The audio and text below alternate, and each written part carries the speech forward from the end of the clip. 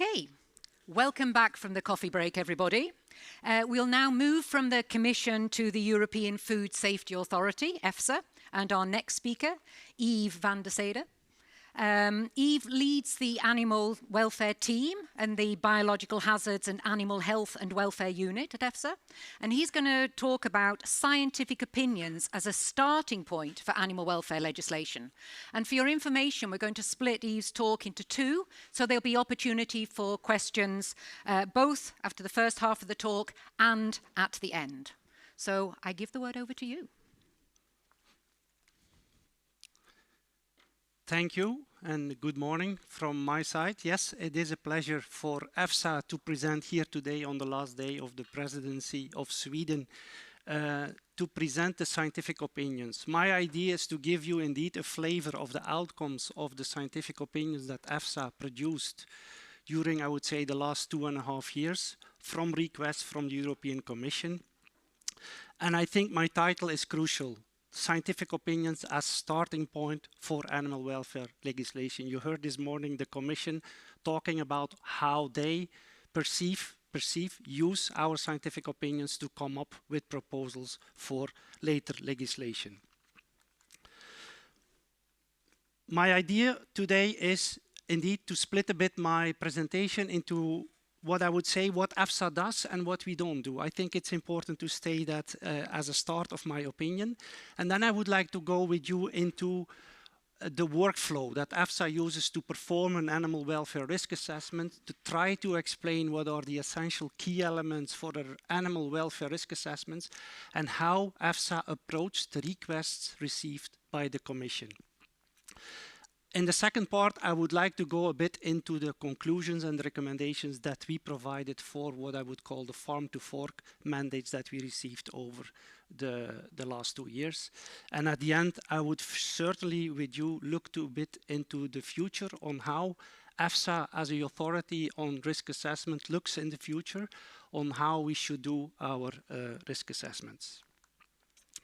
I start by saying, what does EFSA do? Sorry. Yes, that's the one. What does EFSA?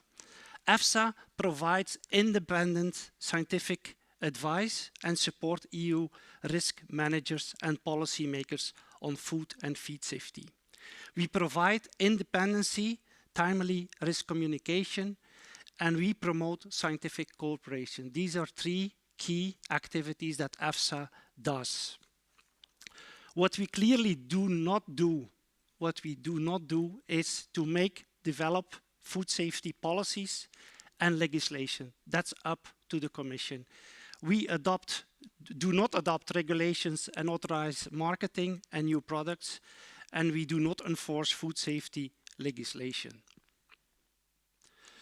What we certainly do is risk assessments, and I show you here a slide on it's actually a graph that we use in our risk guidance on EFSA animal welfare risk assessments. And the top part, I think we heard that this morning. This is risk management. I would like to focus today on the part that is in the red circle. It's about risk assessment, what we do for doing that properly. And it all starts with data needs, data availability, and then we need to identify key elements for our welfare risk assessment. And in this red circle, we talk about welfare consequences, animal-based measures, what are the animal that is the target. And the idea is there with all these elements that we at the end provide you a risk that is at stake for that target animal with these welfare consequences at stake, for which we were asked to provide, I would say, qualitative and where possible quantitative recommendations for our assessments. The essential elements for EFSA are, I think, these in this slide. I think it deserves a bit of time or explanation on how we approached risk assessment in animal welfare. The first part is the input, what we call resource available measures, resource-based measures, and management practices. That's what we call input. Input is management systems, current husbandry practices, what are the resources that are available, and of course, linked to that, we talk about what factors, risk factors are important there, and which hazards are present in these husbandry systems. That's our input. The input, there is exposure of all that towards what we call our target group, which is, of course, the animal in the central of this assessment.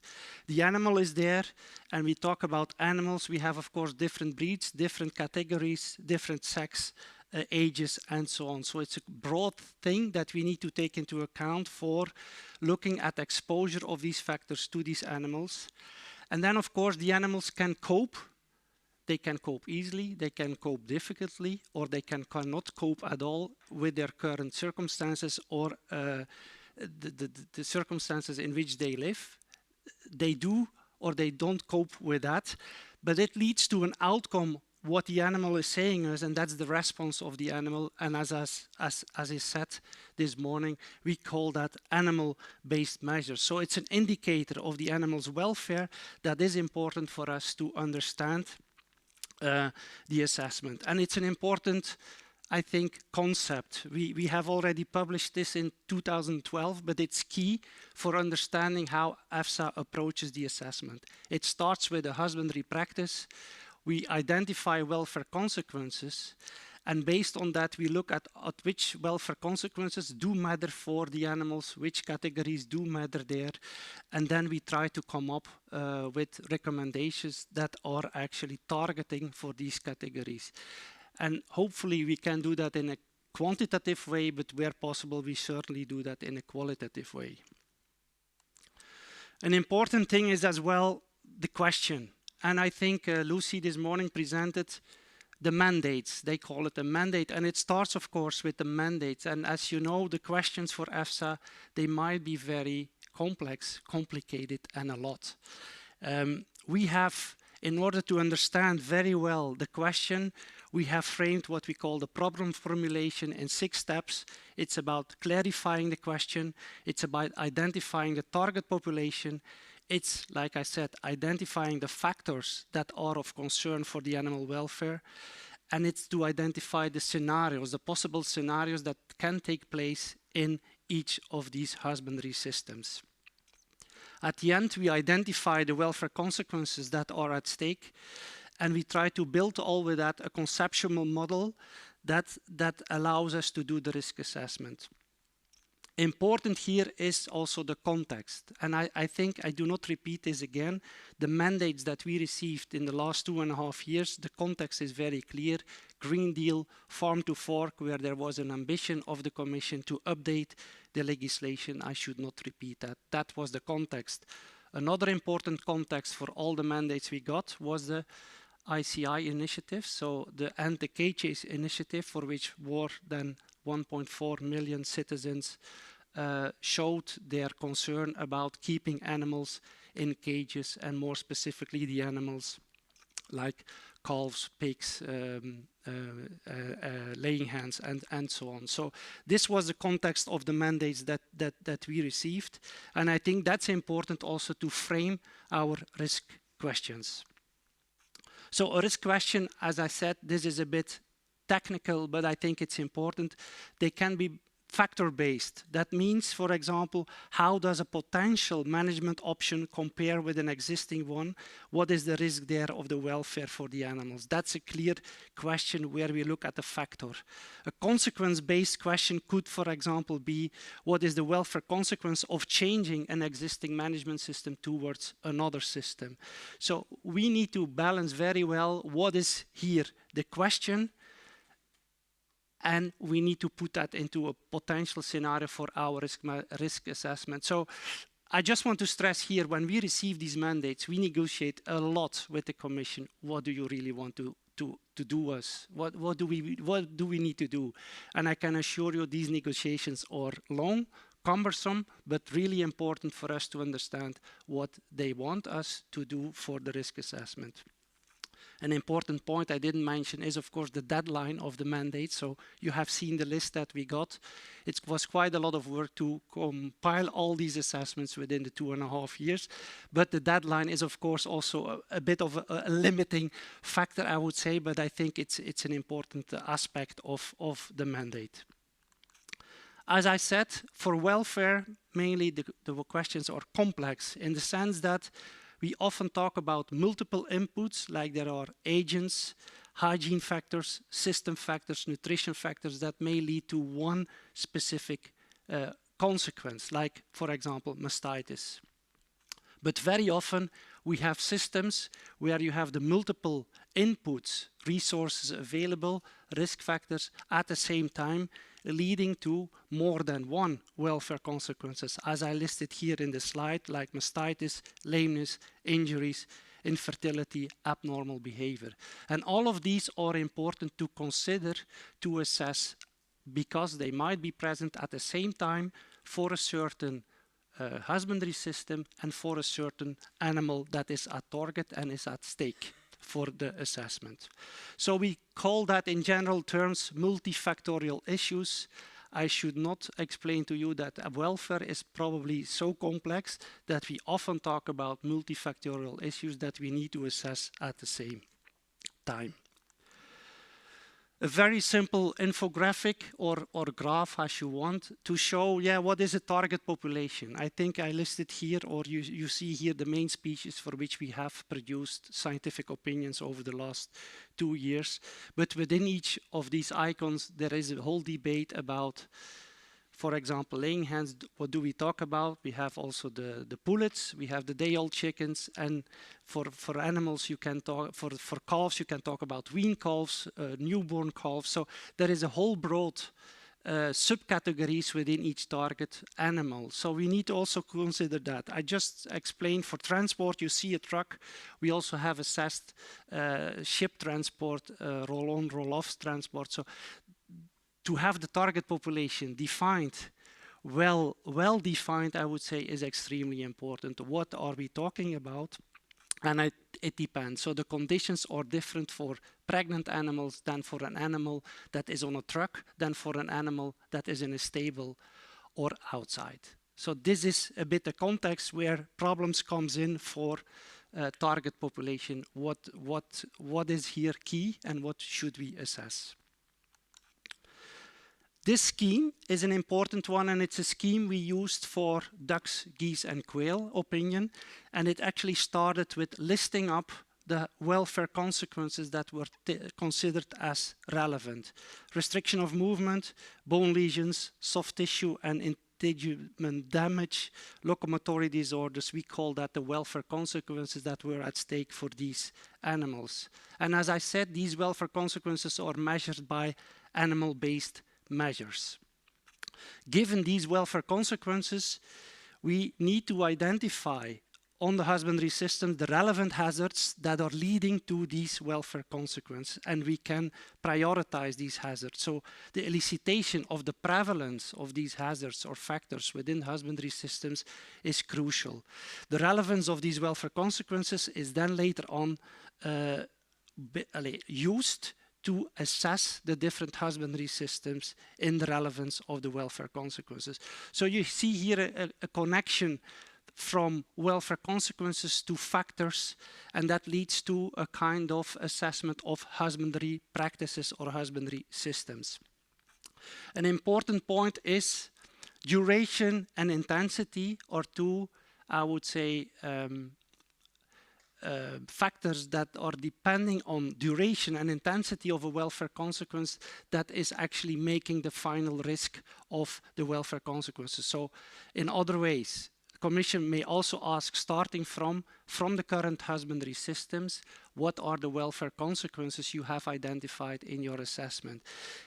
Keeping that in mind, we always consider their intensity, duration, and occurrence of these welfare consequences in our assessments before we say something on the relevance of these welfare consequences.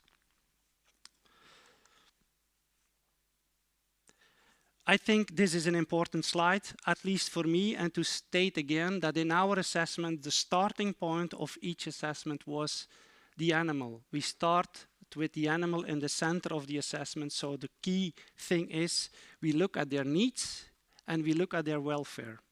It boils down to 3 sub-questions that are listed on the slide. Is the animal functioning well? Is the animal feeling well? And is the animal able to perform natural species-specific behaviors important to them and according to their needs? So we are talking here about inputs for the animal, environment, but also very important, the management, how the animals are managed. Important to say and repeat again, we have put the animal in the center of our assessments, and as a consequence, our recommendations are based on looking at welfare. So we are not talking here about impact or economic, sustainable impacts, I would say. We have not looked into that, as it was not our remit for these mandates.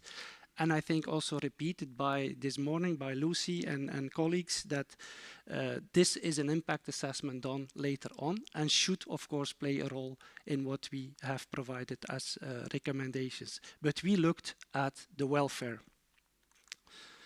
And of course, if we look at that, what are their needs? And we look at their needs, so we should say, what is the animal saying at the end? That is for us key, where we say we need to look at ABMs and the risk of welfare consequences. So what does the animal say to us?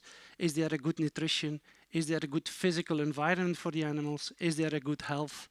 Is there appropriate behavior that can be expressed? And even is there a positive mental experience that is to be expressed by the animal? So we look at the end to ABMs that says something about how the animal feels. And of course that can be neutral. The animal can feel happy, whatever you can call that. But these are important concepts for our assessment.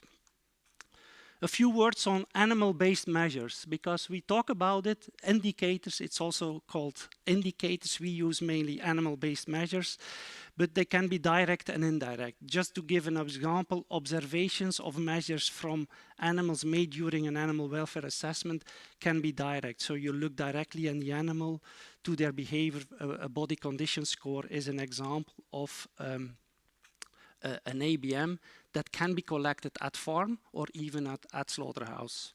And it was part of our mandates. The Commission clearly asked us to identify ABMs of for each species that can be used at slaughterhouse level to say something about the welfare at farm level. And I think that's important that we have that TOR in each of the mandates, because it allows us to list some ABMs that might be, I would say, useful or promising for the future to be taken up in I would say, harmonized approach of collecting these indicators.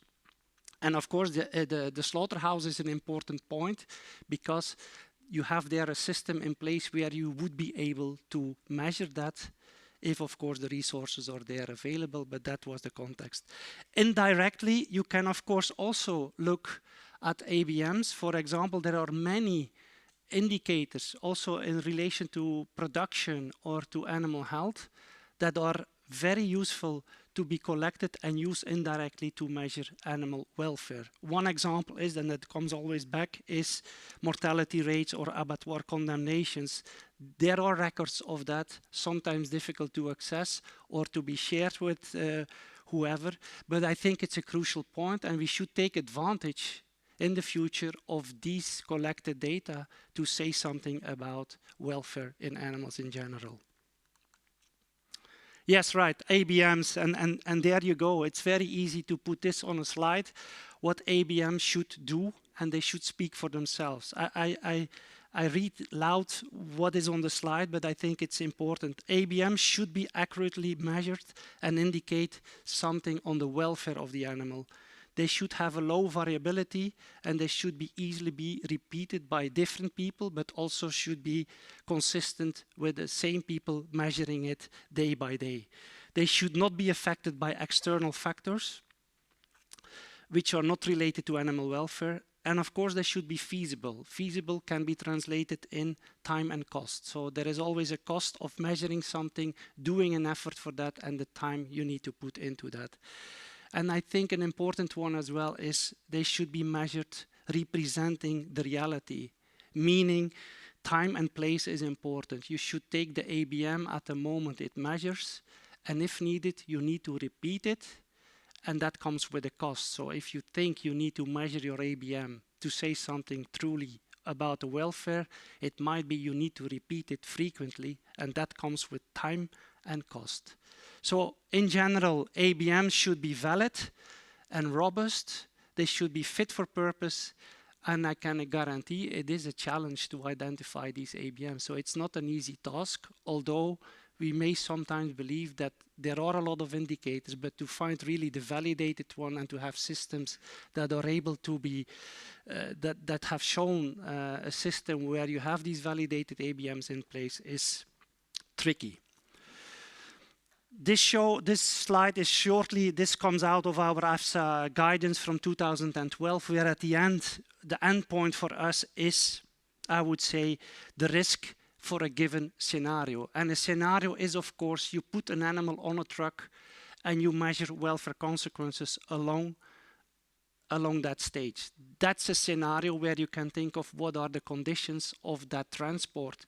Is it a high temperature outside, low? What is the humidity? This is I would say, a scenario we consider. We can look at factors for a given scenario, or we look at the exposure at the end of the scenario. This is the two ways we approach the risk at the end. And as I said, we take into account there the magnitude, which is a fact of intensity and duration, and of course the prevalence of the factors in the husbandry systems overall.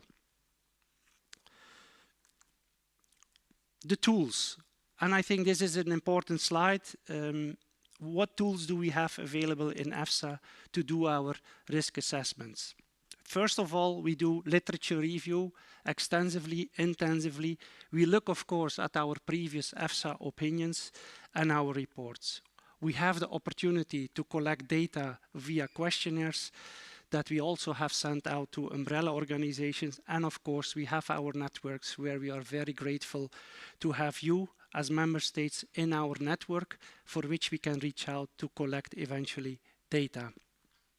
Important is working group and hearing experts, discussions and consensus. EFSA is setting up for each mandate working groups with independent experts that are able enable EFSA to help us with these mandates. I come back to the models. I will explain what we call the ECHE model that was developed for the farm to fork mandates.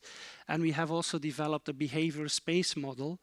And we do have uncertainty assessment. These are what I would call a bit of the technical models we have in place, but it allows us to express our uncertainty we have about certain statements. And models, of course, are made to express uncertainty, but there are an abstraction of the reality. But for us, they were very valid and useful for our assessment. And this summarizes the process we have in EFSA. So it starts with a question from the European Commission.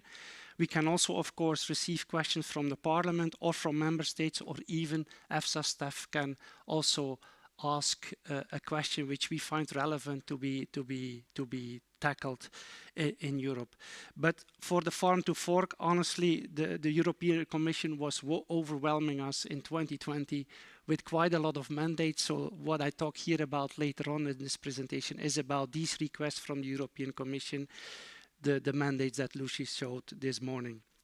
Then we are setting up working groups, and we do have a panel. The Animal Health and Welfare panel was the panel that was adopting these scientific opinions. So they are a group of independent experts in which we are discussing on a monthly basis these opinions, and they are finally adopting the output of that assessment. And at the end, we of course publish our opinions in EFSA journal, and I think you are all aware of these publications that we publish indeed in a specific journal that is actually there for EFSA. We call it EFSA journal I think you are all aware of this one. Now I go a bit to farm to fork mandates. Here, this slide summarizes what we call the task force. We have set up in 2020 a task force on animal welfare, which is actually an aggregate of independent experts in Europe. And for each of the mandates that we received, you can see here the pigs, the calves, the dairy cows, the laying hens, the broilers, ducks, geese, and quail. And then in transport, we had two big working groups, one on transport of animals in containers, let's say the rabbits and the poultry, and the other one was on free-living animals. We have set up a working group, we have appointed a chair, we looked for experts all over Europe, eventually abroad as well, to help us to come up with recommendations. The outcome of this task force was a methodological guidance. And I think it's important to say this methodological guidance is important. It was sent out for public consultation. It was agreed upon, I would say, the stakeholders. And I think we are very proud to say that this methodology has been published also in EFSA journal, approved and adopted by the panel. And I think we used there a method where I think I should explain and take a bit of time to explain. One of the models, I talked about models, is the ECHE model, Expert Knowledge Elicitation Model, that we used in the farm to fork mandates. It was actually based on how can we provide recommendations in hopefully a quantitative way to explain the relationship between a hazard or an exposure variable and the expression of an ABM. So on one axis you have the expression of an ABM, and on the other level you have the factor in which you can increase or decrease the level of exposure. An example of that, and I come back later on that, is the rumination behavior when access to fiber is unrestricted compared to restricted. So you increase the amount of fiber and you look at the ABM of rumination behavior. That's the principle. An important assumption that we took in that model was that the closer the demonstration of the behavior is to the unrestricted condition, the better is the welfare. That's an important assumption we took. But I explain you here in that difficult graph, if I may, and I take a few minutes to explain this graph. Here you see the graph, and the idea is that we try to interpolate or create a model, as you see in the straight red line, between an exposure on the x-axis. So it's an exposure, say amount of fiber we increase from low to high. And we start in the green zone, where the first assessment or elicitation we do for the expert is asking them, what is according to you the expression of the ABM when you would give them unrestricted amount of fiber, so a lot of fiber. And there we have a point that we fix on that graph, and we look also at the variability that might exist among this population of animals that have access to unrestricted amount of fiber. So that's the green area, and that variability we interpolate to a point which is actually an important question, where we ask the experts, and that's the point number 3 on the slide. It's the exposure where we say we have at that level the same level of expression as unexposed. And we take there into account the variability. So you end up there in a zone where you say the exposure of that variable at that level has no significant effect on an average animal. What we then do is ask the experts, and of course what we then do, we ask not only the experts, we also collect data of how the expression of the ABM is in function of exposure to that variable. So we call that high exposure, but it can be also values in between. And that allows us to create a model, and that helps us to set I would say a quantity of exposure in function of the ABM that is wanted or to be considered as a good point for welfare. We use that model quite often in our mandates, and I think it's worth it to explain that clearly. And I think it's sometimes validated, I come later to that, with other methods as well. Linda, I just have 2 slides more to explain very briefly the mandates, and then I take a break, and then we can continue with explaining a bit the outcomes.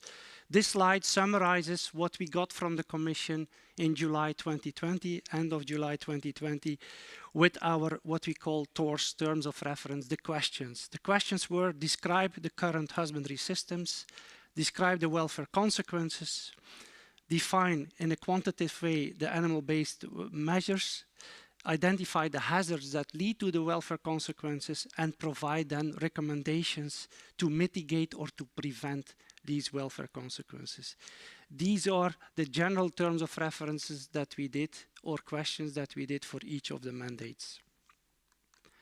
And then before I go into the results of that, this slide gives you a flavor, and this is what I will present later on in the second part, of the different mandates we got, where we got also specific scenarios. And specific scenarios were actually things where the Commission thought these are particularities that EFSA should look in, because there are issues there, and we have troubles to identify there the welfare consequences, what is at stake, what should be there, the IBMs. For broilers, certainly space allowance, stocking densities, feed restriction in breeders, laying hens, what about beak trimming, and are we able to keep unbeaked animals in our stables? That was a question. Covered verandas, I will explain. For the ducks, geese and quail, again, space allowance was an important point. What should be the height of the enclosures where you keep the animals in? In pigs, the context was there clearly anti-cage age. What about gilts and dry pregnant sows during the first weeks of pregnancy or 1 week before farrowing? That was a specific scenario that we had to look in. For welfare of calves, we have there the welfare of male dairy calves for white veal production. That was a specific scenario we looked into, and the risk associated with not providing fiber there. For dairy cows, we had a bit of a special question there, if we were able for dairy cows. As you know, for dairy cows, there is no current legislation available. We have had this opinion, and there was, I think, an interesting question if we were there able to identify factors from the farm that could characterize farms with bad welfare. So we tried to look into that. And as an end for transport, I think it's very clear that we had to look in temperature, space, and journey times for specific factors that are at stake. Unweaned calves was a specific scenario. We looked at it in that as well. And Linda, I take it from here. We have a break, and maybe I can take questions so far, and then I continue with the conclusions and recommendations of the mandates. A flavor of that. Thank you. Thank you. If you want to come and sit down here and give yourself a little rest, because you will be up there again. You have a long session here. And if anybody would like to send in questions on the chat, and if there are any questions here from the audience directly. We have 2 questions here, and I have some questions that I want to ask you as well. We take the first question here, and then a little bit further back. Thank you very much, Hans-Peter Schons again from FESAS. We cannot be here in Uppsala without making reference to the great work on animal welfare research that has been done here. In particular, I'm referring to the big project on welfare quality that also has been supported by the European Union with many millions of euros at that time. And I have to admit that I was a bit surprised in the beginning that that project is not mentioned more prominently in all the communication. And so my question is related to the general approach of that project that was also about animal welfare indicators, animal-based measures, with the idea maybe to have audits on farms and in the end also labeling system. I wonder, to what extent have the conclusions of that project been taken into the new approach? And secondly, the observation was at that time that it was difficult to implement it on the farm. People said it is too costly, too complicated. Did we learn something, or did you take some conclusions about this, how to make it better with the new scientific evidence that we have in between? 2 very good questions about that, Yeah. and please. Thanks for the question. Very good indeed. I think the project was for sure mentioned many times in the scientific opinions for many of the species we tackled. But it's true. I think one of the conclusions of that, also with our experts we discussed, it's quite difficult. It's time consuming. A clear tour that tries to reply to this, I think, was the tour on the ABMs to identify for each species at slaughterhouse, because that allows you there to have a setting where there is a system in place, people may be already there measuring that said something about the animals' welfare. So that was, I think, the approach from the question we got from the Commission, to come up with indicators where we could say, start with those, and then we can take it from there and maybe shape there a kind of system around that. Often in the expert groups we discussed about iceberg indicators. It's a fast word, but it's an important concept to identify those indicators that are, I would say, the low-hanging fruits to start with and to start a system with. And I think well, in the fifth question on the general tours, we came up for each species on these ABMs. And I think, yeah, time consuming, of course, you need to do an effort if you want to set up a system in place. But it's not that we ignored, because they came up with very relevant indicators that are not off the plate at all. But indeed, we need to balance a bit, well, I would say their cost benefit. But I think the list we have provided in the opinions are, I think, valid and feasible, because that was a criterion we used in our list. Are they feasible, yes or no? So that's by this answered, I guess. Yeah. Thank you. And one of the other messages, some of the basic science has been around for a long time. It is the implementation of it. Yeah. There is a question up at the back. I've lost where it was in the light. It's over here. Thank you, Yves, for this very good presentation. I can still remember the dates when EFSA colleagues were complaining about the lack of any work on animal welfare, but now you have the opposite. So I have three questions.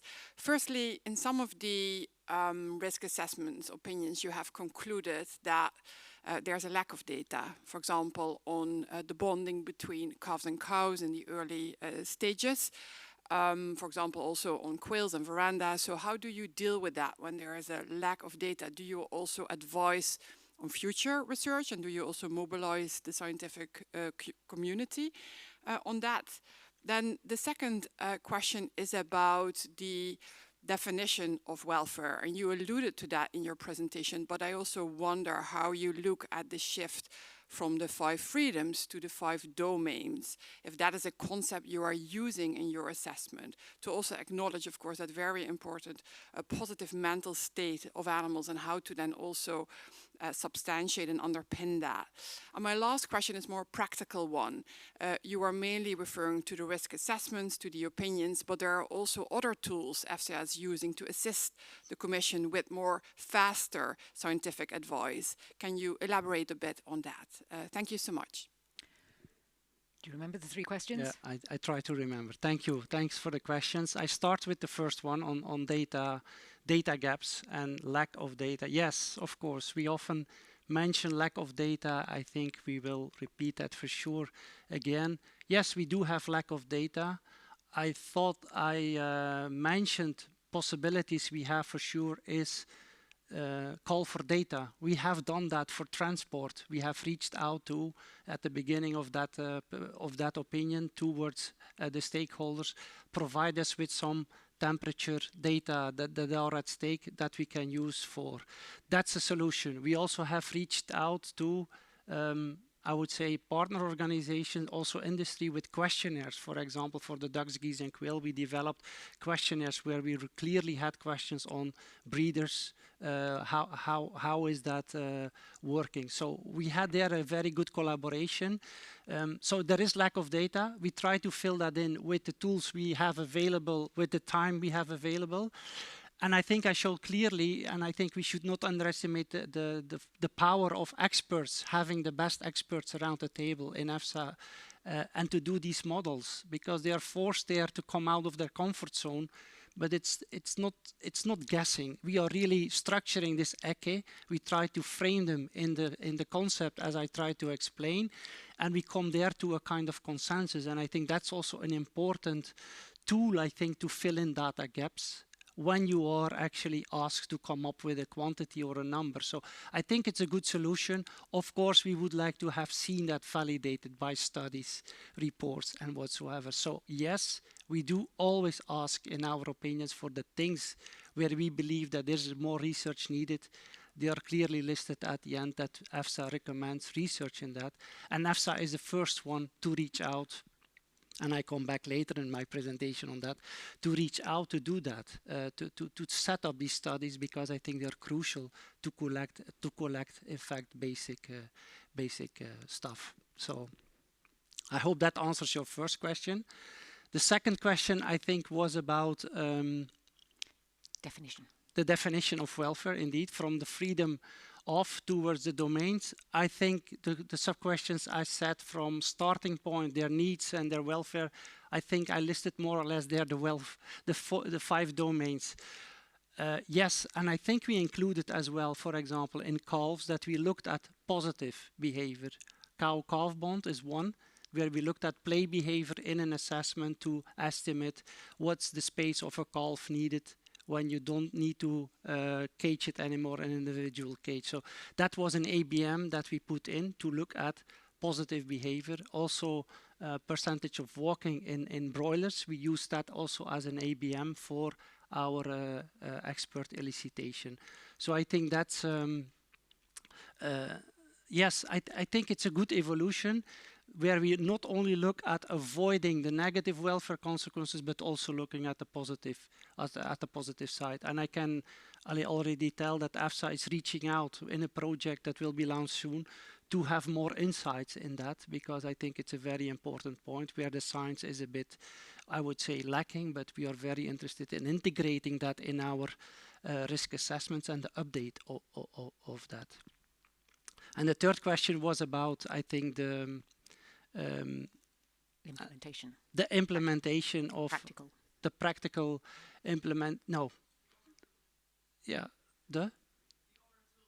Oh, the other tools. I think I tackled that. Yes, I think I did. Yeah. I think I tackled the other.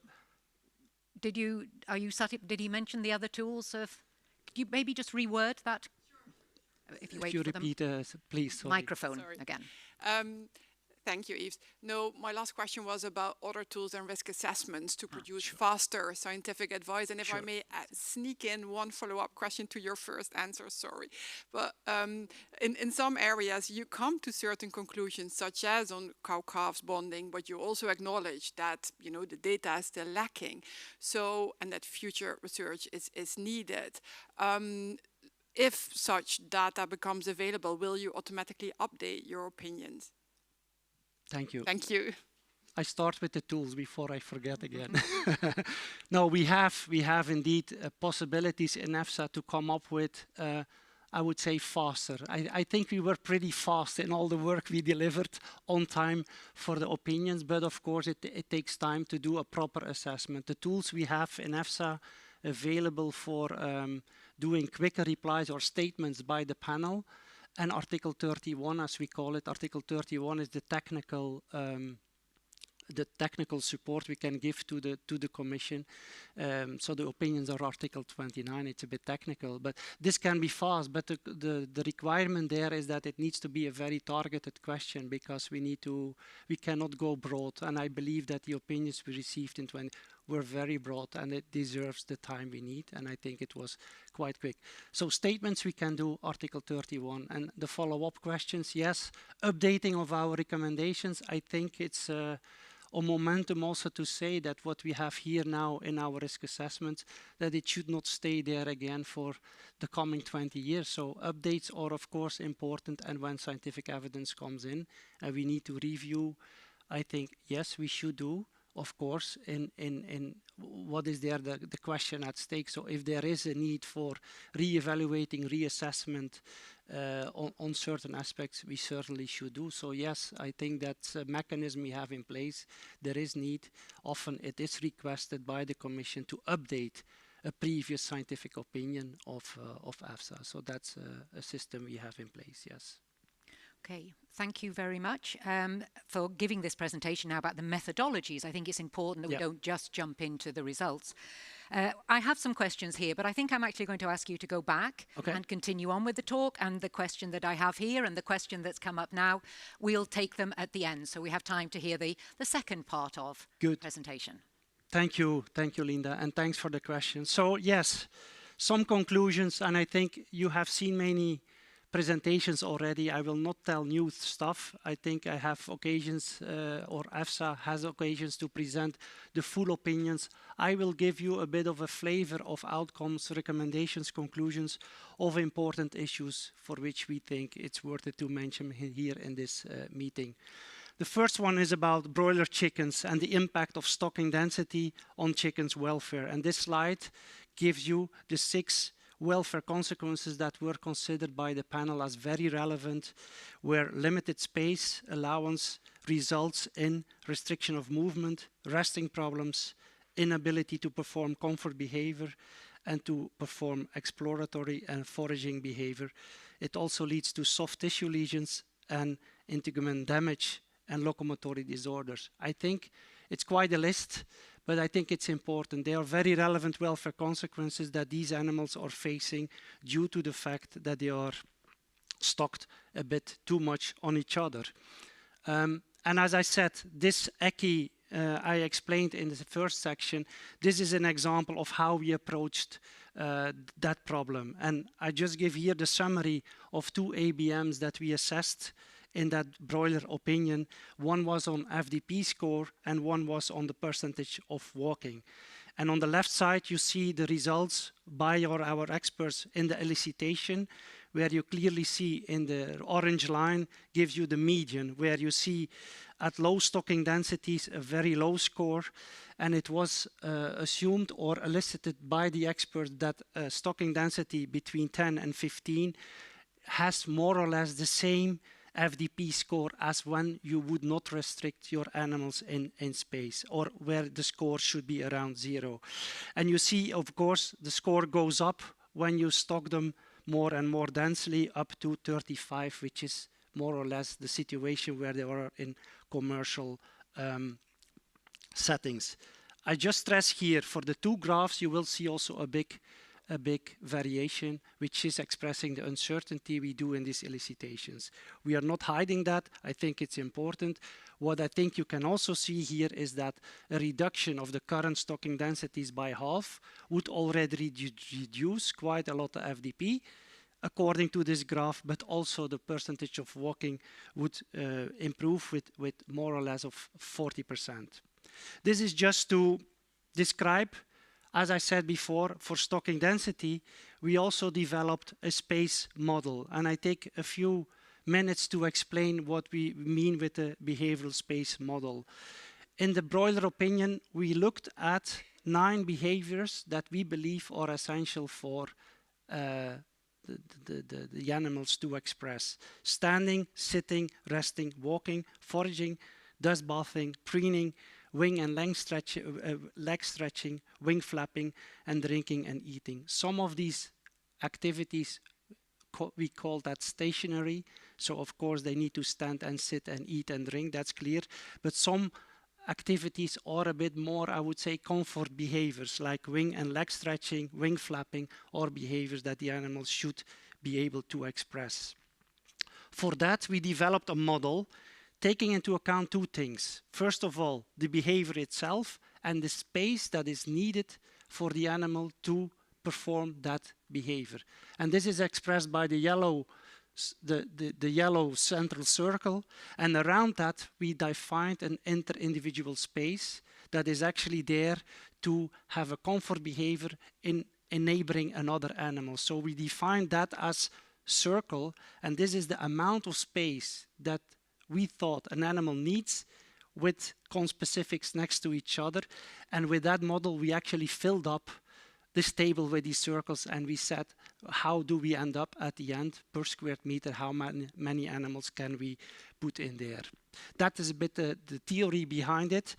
But this model was used actually with numbers we retrieved from literature, validated, I think, by the experts. And what was interesting for us to see is that the end point where we came up with broilers around 12 kilograms per square meter was actually confirmed with this model, as with the ECI I showed before. So I think it's a good way to look at ECI and try to validate that with a space model we have developed for broilers. We also applied it to laying hens and ducks, geese and quail later on, which I will use. So I think the second, and I forgot to mention that the proportion of animals performing that behavior, so one of these 9s, is also taken into account. So it's also the time budget that we took into account to express that, to use these numbers for at the end coming with that recommendation. So I think that's crucial. So the etogram of how many proportion of animals should behave like or should express their wing flapping at the same time, that was taken into account in this model to come up with that. This slide shows you what we considered or what was considered as important specific scenarios for broiler breeders.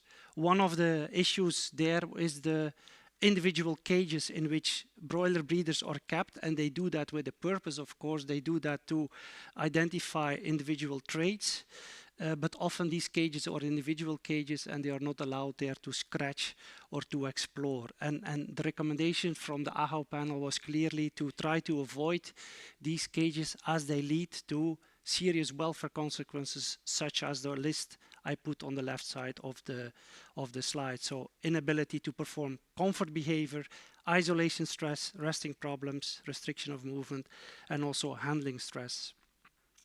A second important point that was considered was the mutilations that day-old chicks experience if they are kept for breeding. Later on, they cut the beak and they even despur or declaw the animals, and that leads to chronic pain, leading to very serious welfare consequences on the medium and long term. So the animals are not able to feed or perch anymore, and they do have issues with foraging behavior as well.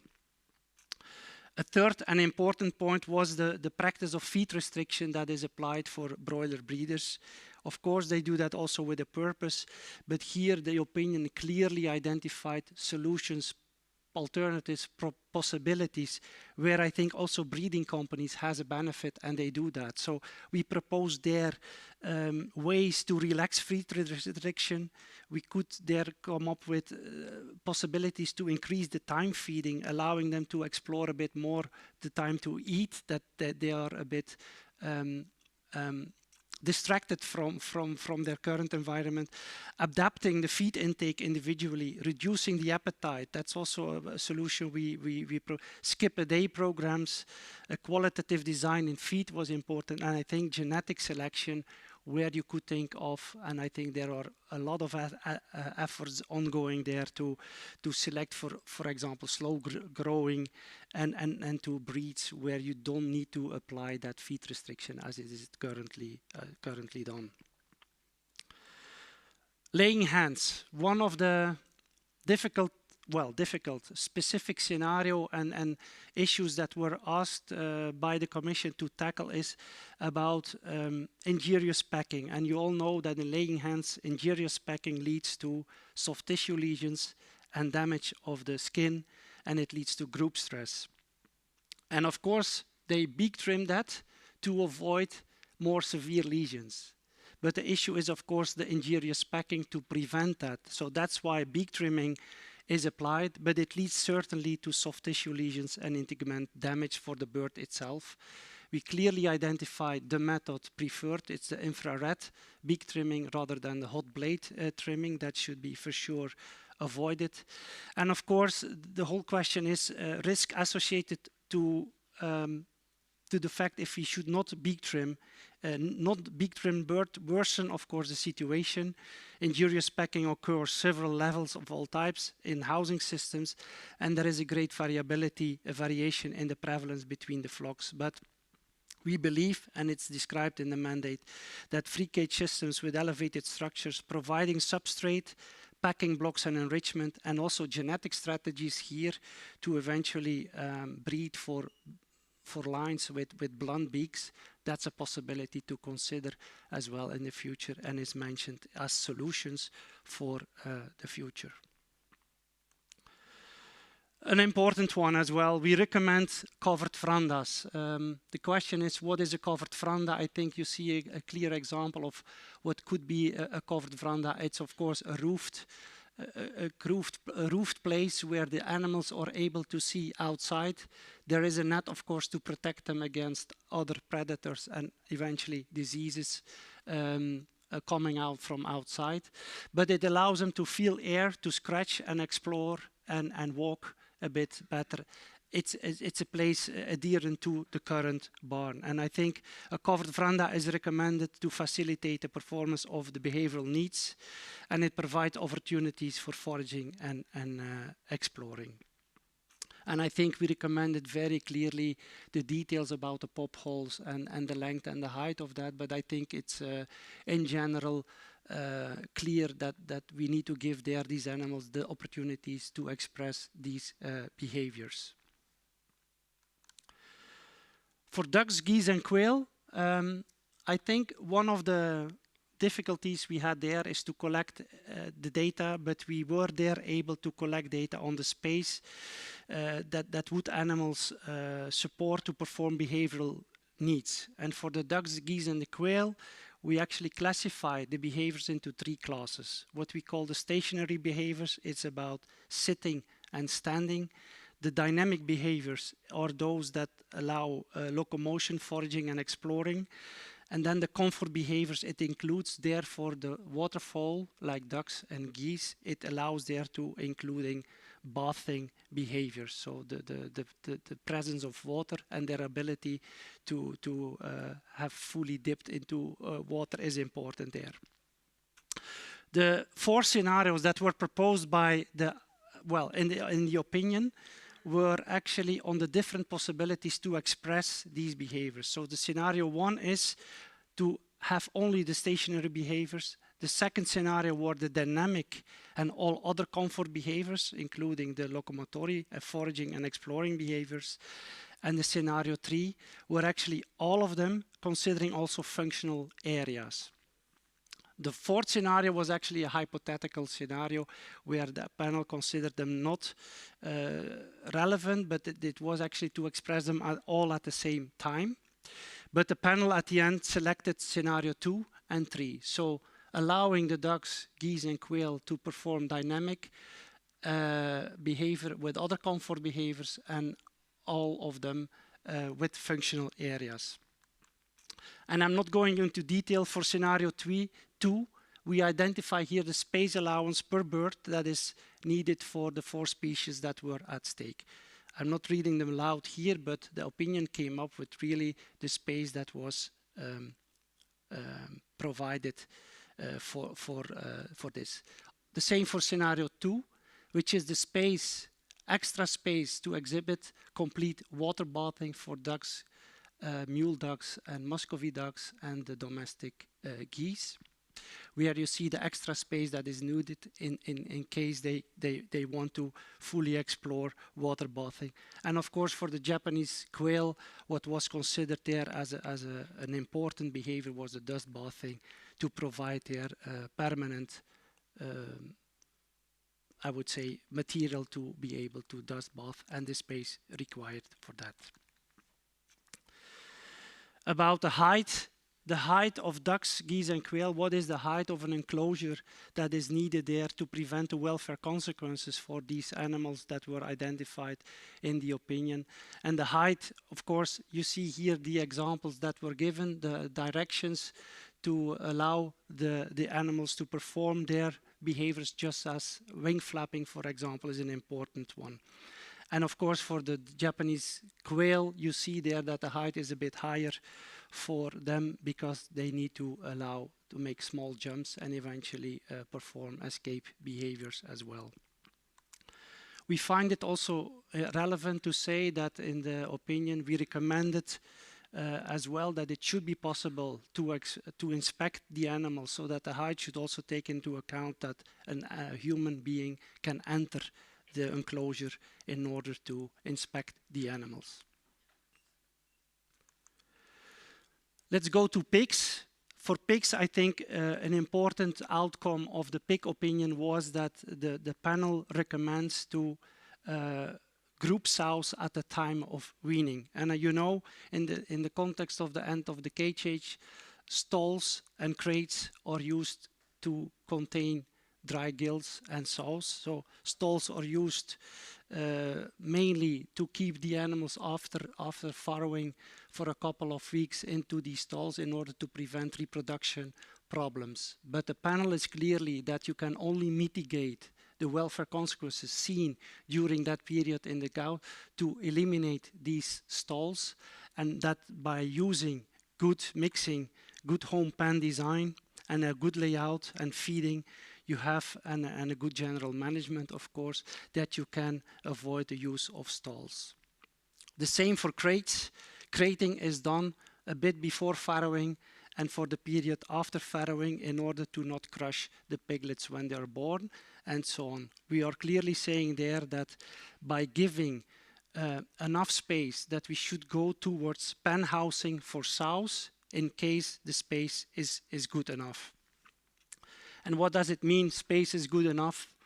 We clearly have there defined also with expert elicitation, we came up with a recommendation of 6.6 square meters available for the sows to keep them in pens, and a bit of extra space when, of course, you take into account the piglets that are born there together with the sows. So moving from away from stalls and crates is a clear recommendation in our opinions.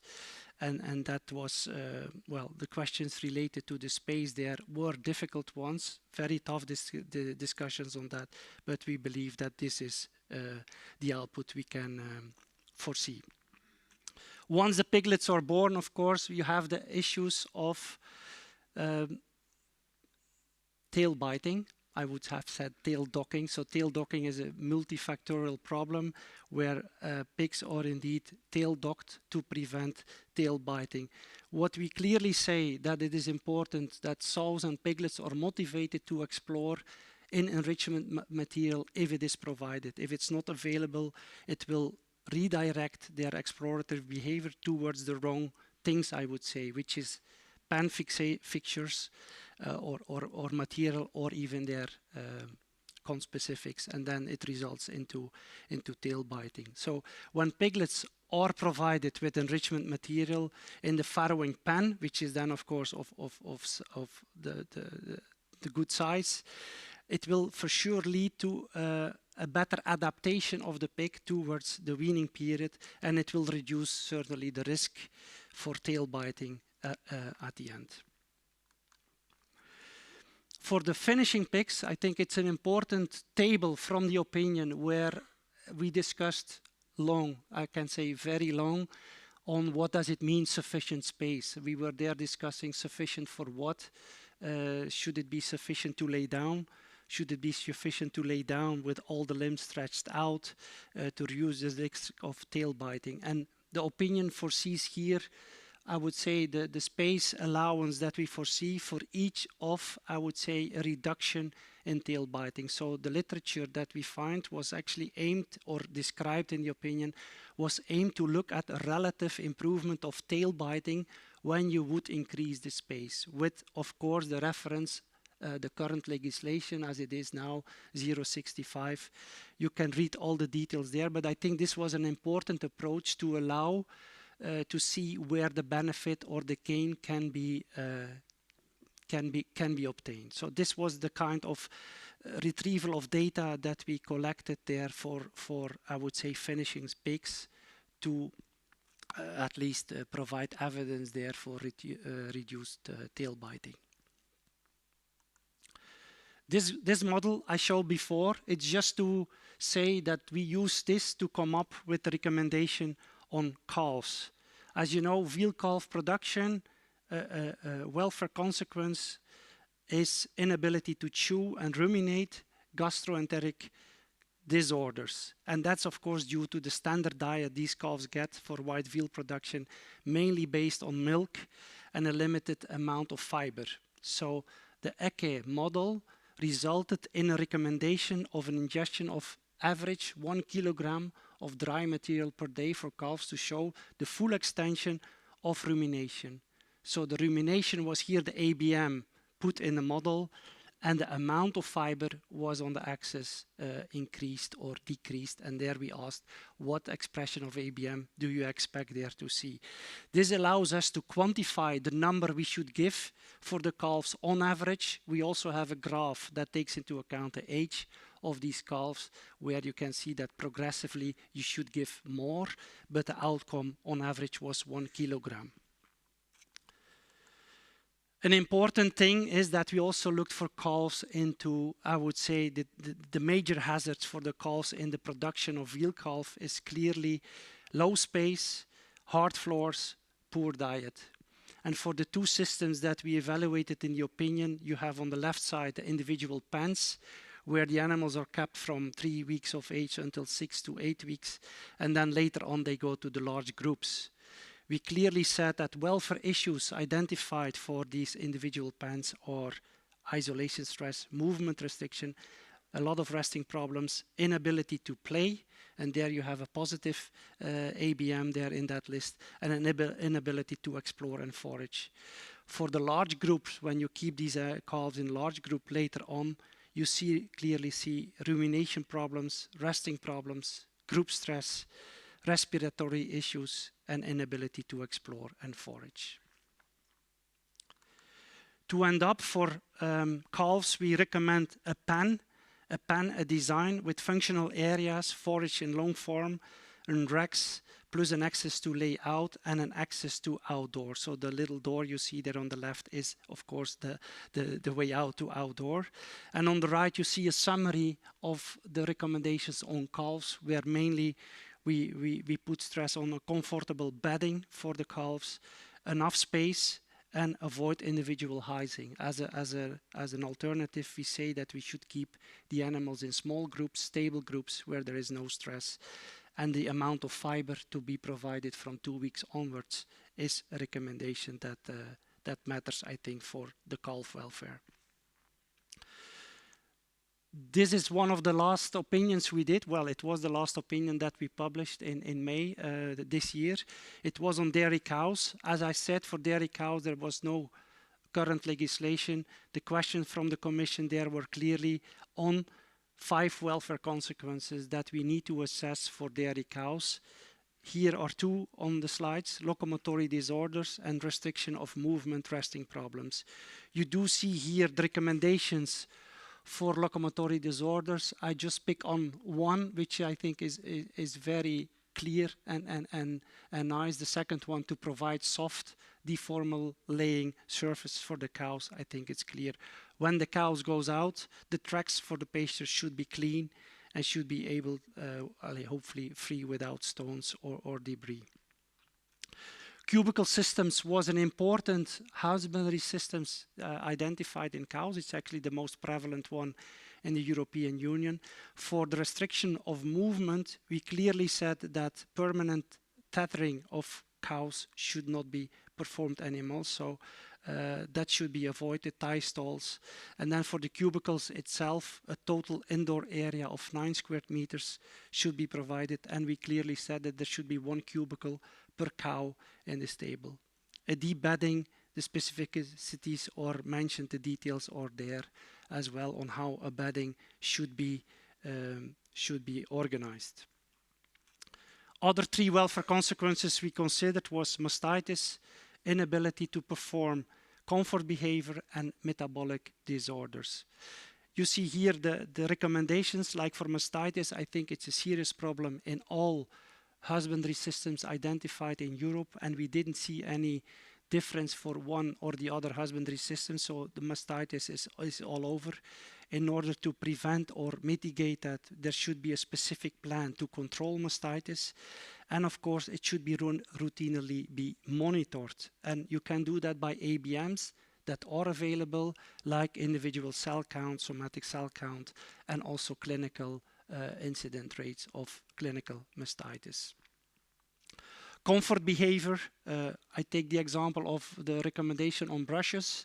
A lot of things should still be researched there. Additional research is there needed on the location and the exact number, but it's clearly that brushes should be available in all loose housing systems in order and enable the cows to groom and to do self-grooming. I think this was an important ABM that was considered here in the opinion.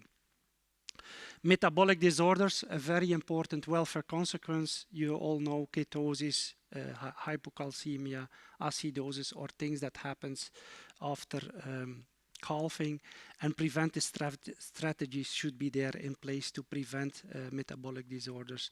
ABMs are available there to monitor that, clinical cases to be recorded accurately, and we should follow up there the clinical cases of that in a kind of, I would say, notebook, but that's the start. But there are ABMs there to be used for having an idea on these disorders on dairy cows farms.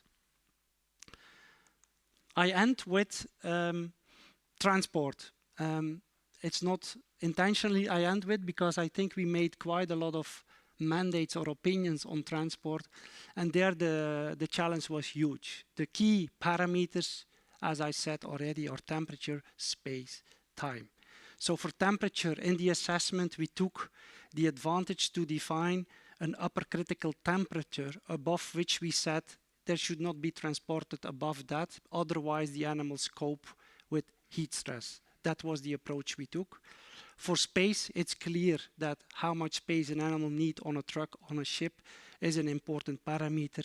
For each of the free living animal opinions that we produced, we identified their K values that can be used in order to express or enabling the animals for sure to stabilize themselves, thermoregulate, and these were the aspects we brought into our opinion.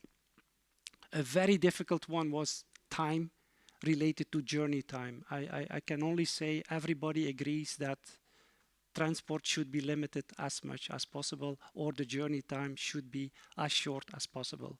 Nobody is against, but it doesn't help you to define how long should it then be. And this was the question we got on our plate, to provide there a kind of estimate on how long then a transport should be, because that's a fair question to be asked, not an easy one, but we tried there to identify, at least with the welfare consequences that you have there in place during a journey. I should not say that, for example, heat stress or prolonged hunger, prolonged thirst only get worse, stress and fear only get worse as long as the transport takes. And these are important elements that we brought in to say, look, from the start you have these welfare consequences, and for that reason the transport should not be longer than that. This is very quickly an overview of the upper critical temperature. As I said, the graph shows clearly what we mean by that. It's actually the point where we believe that heat stress pumps in, and that was the attempt we did. We came up with temperatures there where we believe that this is the upper critical one, from where the animals are not able to cope anymore with heat stress. An important one was the unweaned calves, and it's an example of a specific scenario that the Commission asks us to provide recommendations on how we should transport these calves, if they are still transported, how long should it be, and here you see the outcome, like for example, intervals between milk meals during a transport should not exceed 12 hours and not be less than 6 hours. Calves should allow to rest in a calm place for 3 hours after digesting their meal or milk meal, and we said to not go higher than 8 hours for a journey time for these calves. Space allowance, K values were proposed, and also temperatures there, as well as the weight and the age of these animals that should be transported. So this is in a flavor and very shortly on specific scenarios, like unweaned calf was a typical one for transport. And I end here with one that I think is important to also mention on duration for animals that are transported in containers like poultry, or this was for poultry, that based on the developing welfare consequences that these animals are faced to during transport, that we set 12 hours for the birds and 10 hours for the hens. So, and I think a big discussion we had in the working groups, and I think it's crucial to say that transport duration, what does it mean? So we define there the time of feed withdrawal is taken into account already as taking part of the time of duration. So time of feed withdrawal, time needed to crate them, time in the animals that are in the containers, and the time needed to uncrate. So we really looked at from the moment the animals are restricted from feed, that this counts already as duration of journey. That was an important consideration.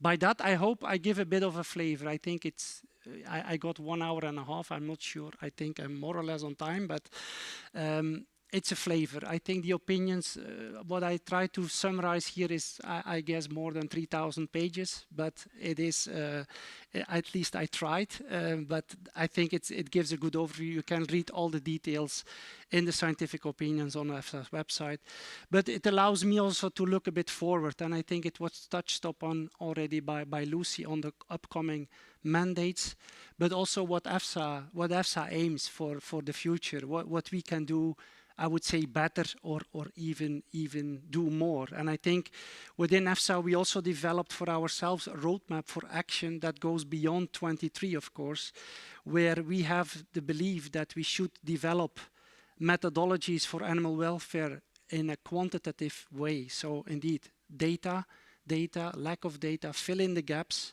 for our risk assessments. I think it's crucial for the upcoming mandates or future mandates to update and to produce there the science that it deserves. So that's a first thing.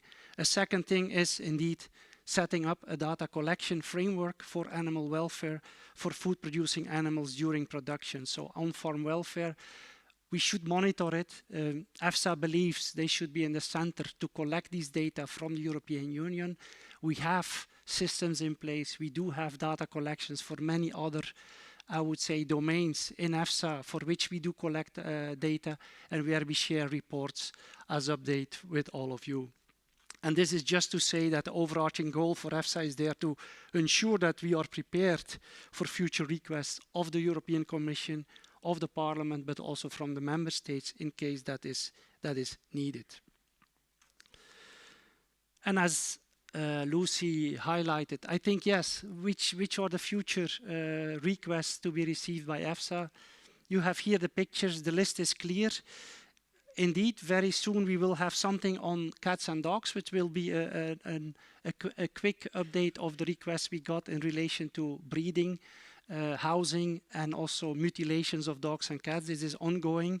Future mandates we will receive are beef cattle, turkeys, small ruminants, fur animals, farmed fish, also invertebrates such as decapods are on the list.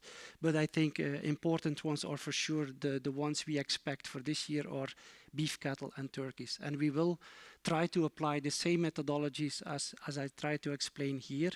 We will reach out to stakeholders. We will organize public consultations, hearings for tackling these mandates. And this is too much to read, but I guarantee here that all these experts did a fantastic job with us. I will not try to list them all. I think it's around 90 different experts that helped us out, but also you, member states, helped us out with data where we asked for it. Also, stakeholders, breeder organizations helped us to provide data where we were asking for. And I really would like to thank all of you for making that happen and to deliver, as Lucy said, these opinions on time. So it's quite a challenge, but we are hopefully ready for the future to continue. Thank you very much.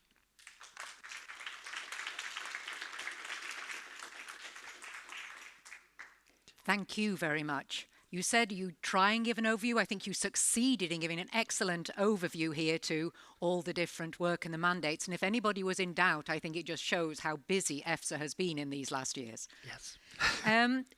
I'm going to take some questions from the chat now, since we prioritise the people here. And the first one maybe links to both parts of it. And in the move to these ones, you talk a lot about the resources, but also in your diagram, we have the management aspects coming in. And this question is about the relationship between foot pad dermatitis and stocking density.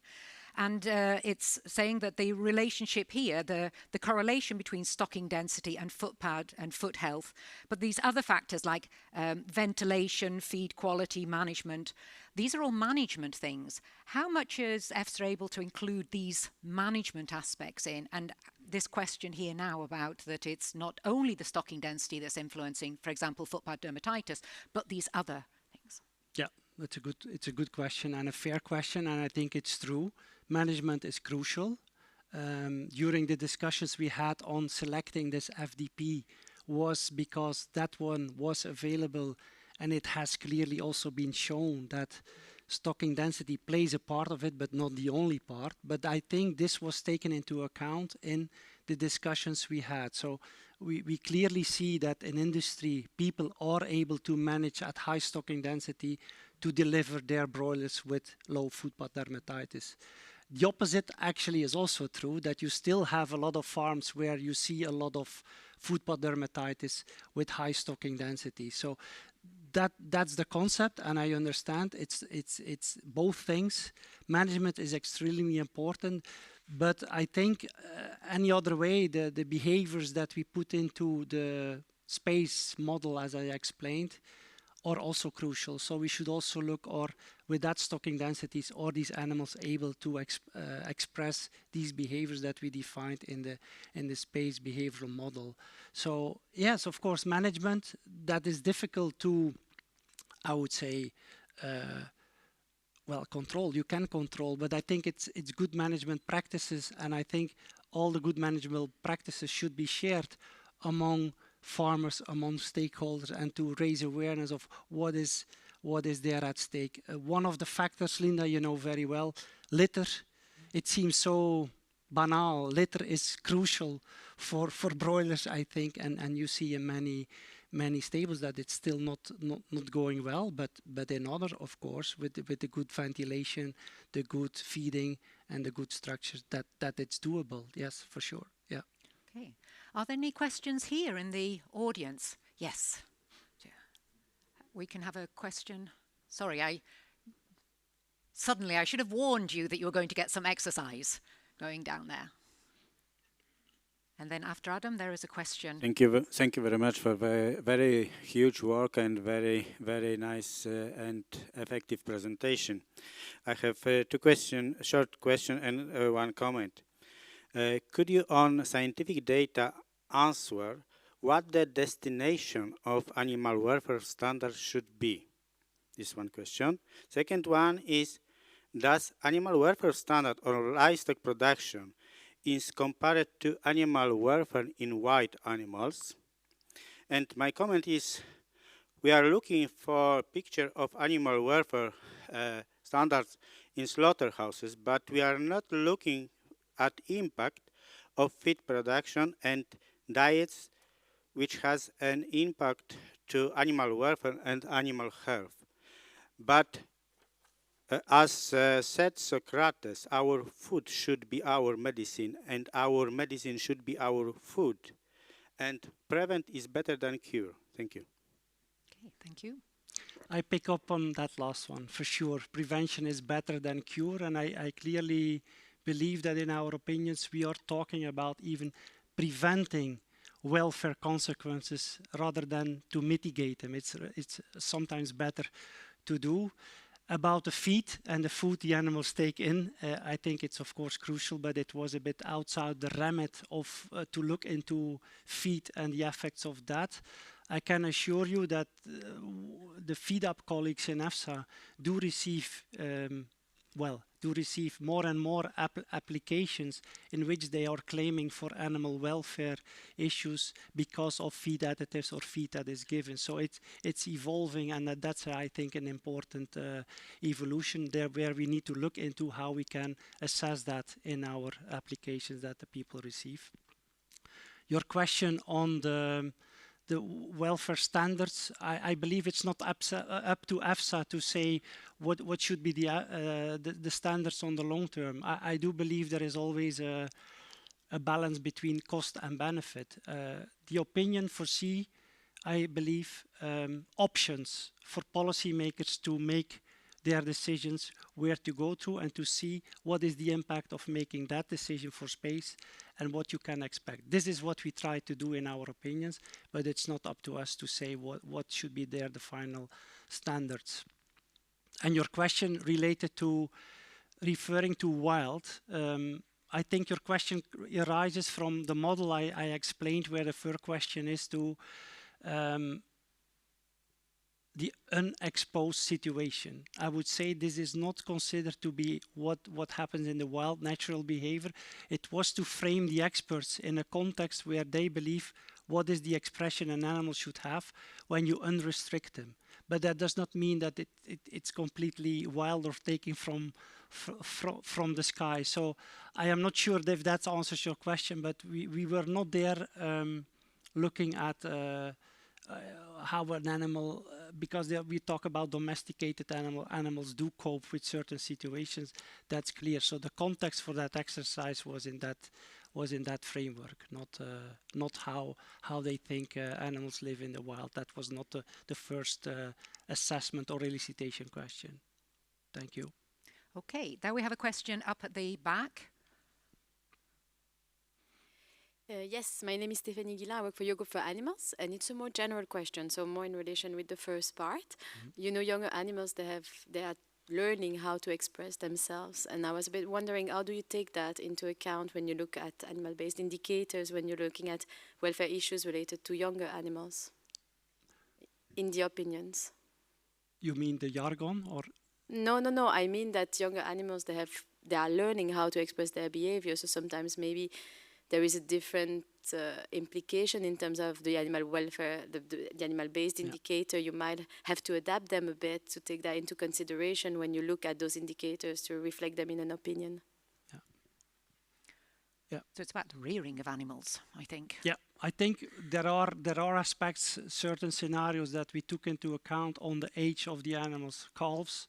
I think also rearing, there are recommendations on how you should keep pullets.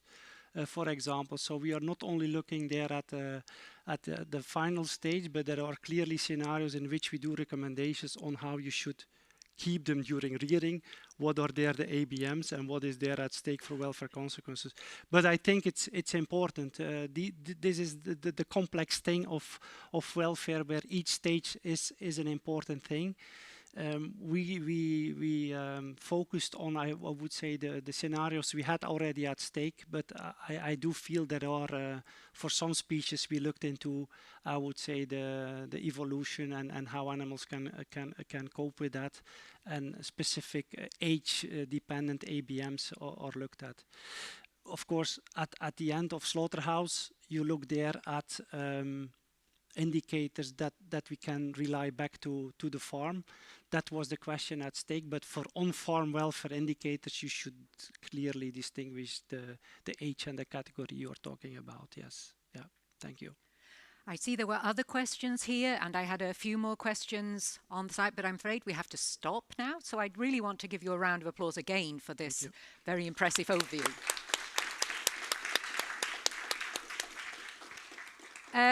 We break for lunch now. So a lunch break from 1 o'clock until 2:15. And for those of us here in Uppsala, the lunch is served one level down at the restaurant below this meeting room, and there will be people outside here to guide you down there. I wish also the people of you online also a good lunch. And as I say, we start the afternoon session again at 2:20. So thank you very much.